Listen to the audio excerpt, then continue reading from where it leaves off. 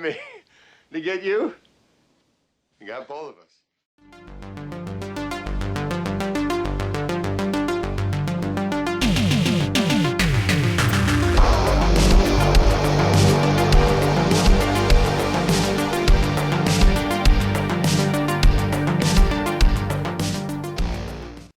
So I was watching the movie Game Night the other evening, and it reminded me of this kind of forgotten Bill Murray movie, The Man Who Knew Too Little, a 1997 movie directed by John Amiel, obviously a play on The Man Who Knew Too Much, and is very similar to the movie Game Night.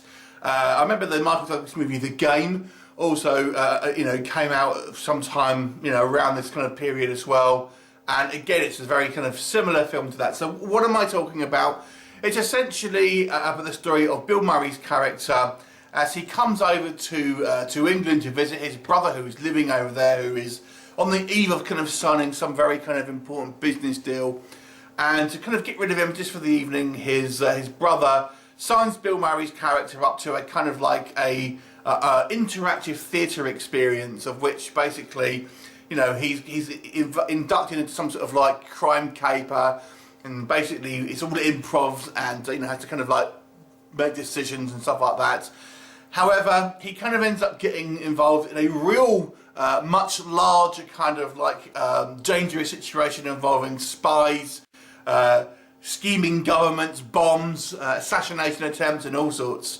But he thinks the whole time, obviously, it's this kind of like this role-play experience, so he really doesn't have any kind of real fear or kind of just laughing into it the whole time. So if you've seen Game Night, it kind of is a little bit like the sort of the beginning of that movie, and kind of a little bit like the game as well.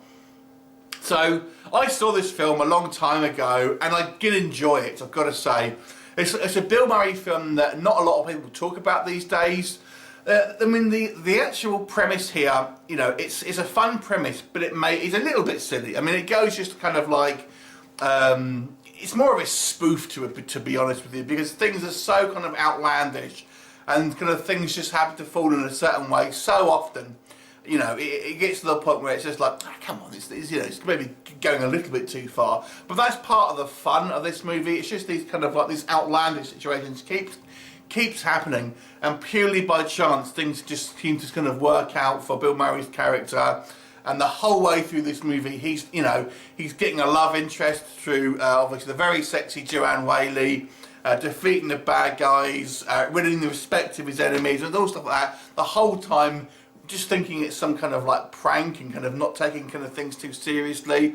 There are quite a lot of funny moments, as Bill Murray's character doesn't realise the danger that he's in, and is really just kind of like the way he talks to these kind of like these criminals and stuff like that.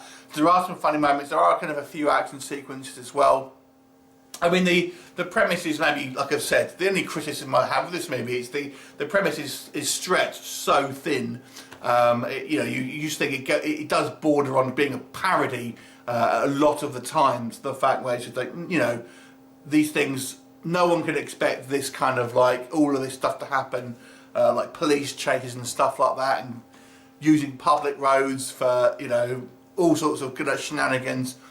But there you go. You have to have a little bit of suspension of disbelief for this movie. But if you can have that, I actually think there's quite a lot to enjoy in this movie. And it's one of these films that it's not one of the considered a Bill Murray classic, if you see what I mean. So it's one that kind of gets forgotten about. But I thought it was a lot of fun.